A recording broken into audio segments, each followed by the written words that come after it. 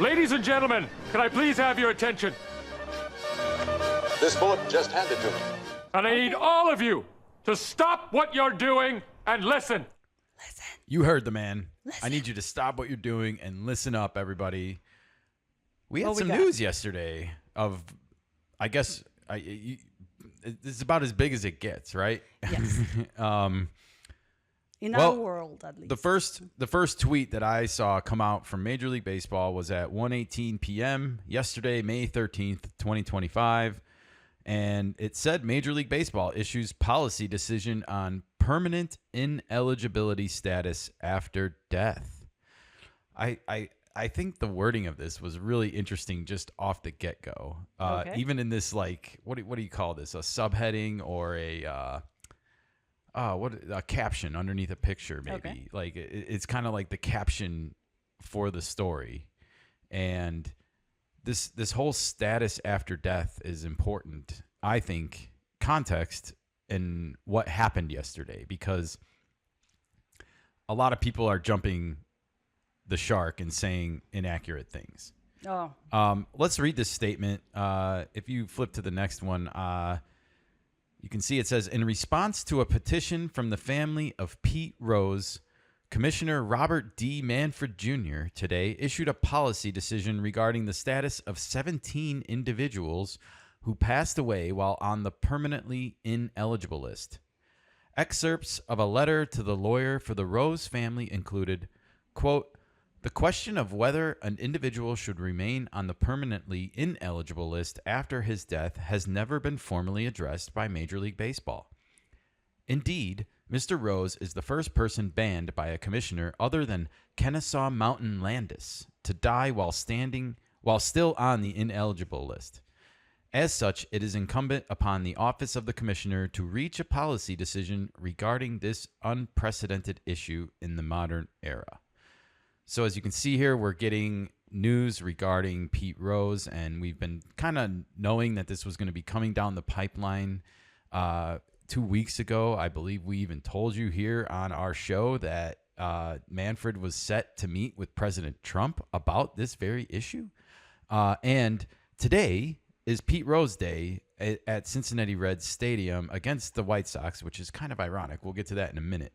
But I think the family of Pete Rose had asked the commissioner to please make a decision one way or the other about this before this game tonight. Okay, so that was their line in the sand in a way. Well, not a line in the sand. I think they just were hoping that, now that Pete Rose had died last year, if feelings could be changed or if any. And this is an interesting angle to take here because, we're going to continue reading here. On the next slide, okay. The statement continued that was released. It said, in my view, once an individual has passed away, the purpose of Rule 21 has been served. And little interjection here. Rule 21 is about basically gambling on any game that you are a player or a manager or anything else involved with, umpire, whatever.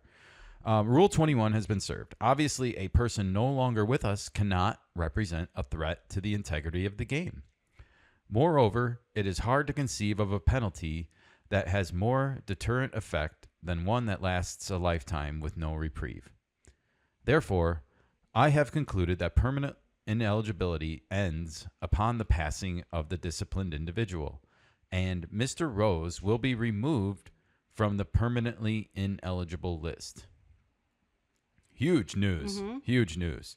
I want to emphasize that it is not part of my authority or responsibility to express any view concerning Mr. Rose's consideration by or possible election to the Hall of Fame.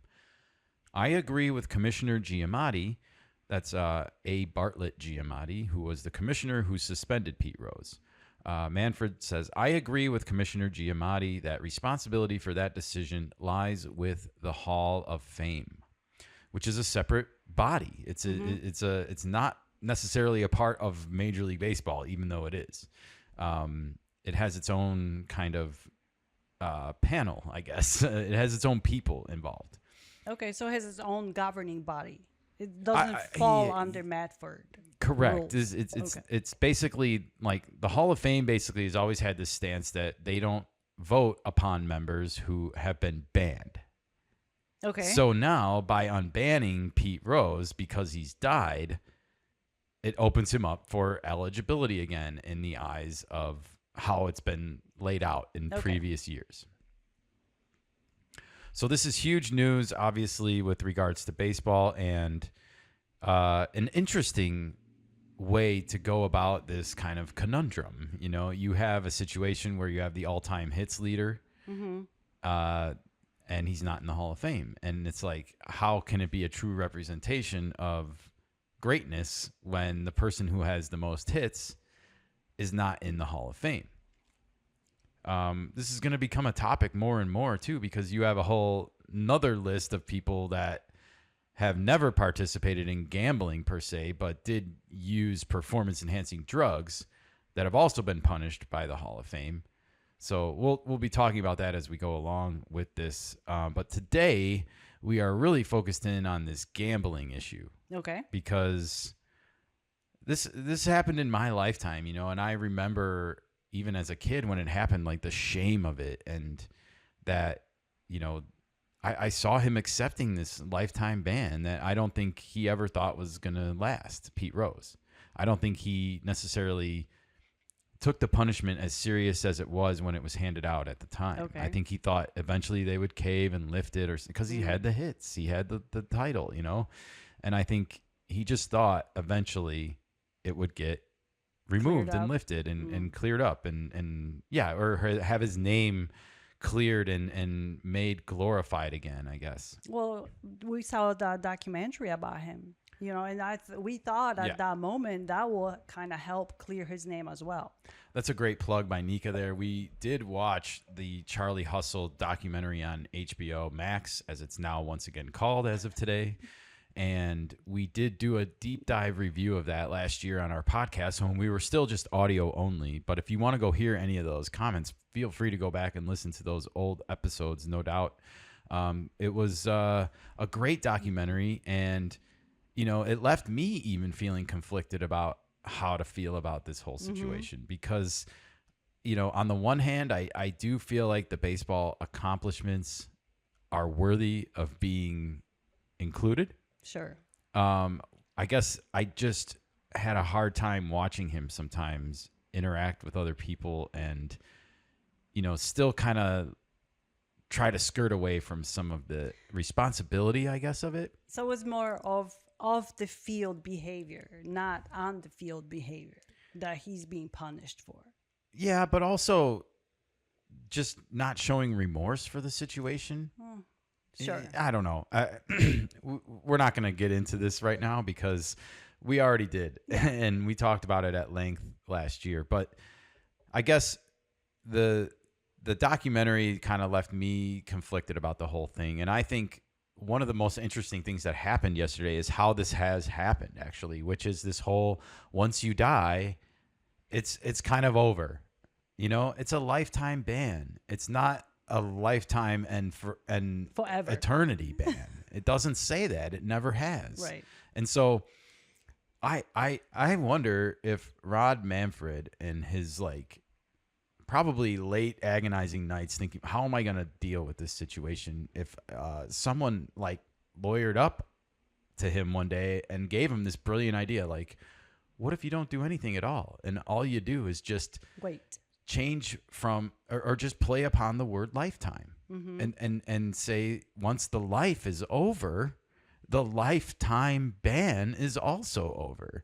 And it's an easy sort of way to just lift the responsibility from your office now or from the future office of the commissioner in these kinds of instances. And yeah, that's a good point, because that way you're not disrespecting the decisions that came before yours. Right, you're not. You're standing by those words, lifetime ban. Right. And you know, we'll get into a lot of this as the show goes on, but isn't that the true punishment? Yeah. I mean, what are you going to punish a guy after he's dead for?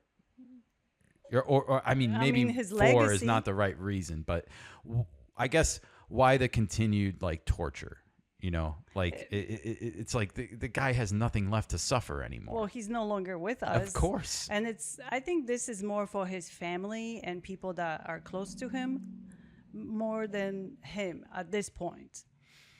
Well, this was huge news yesterday, Nika, and I feel like people are going to be talking about this until he's in the damn Hall of Fame, if that winds up happening, because that's not guaranteed yet, as you can see at the end of this letter. And you know, I think that's important too, is the commissioner wants nothing to do with that decision. He's making this ruling based on a technicality, right? Sure. Well, they're dead. So technically the lifetime ban is over. We're moving on.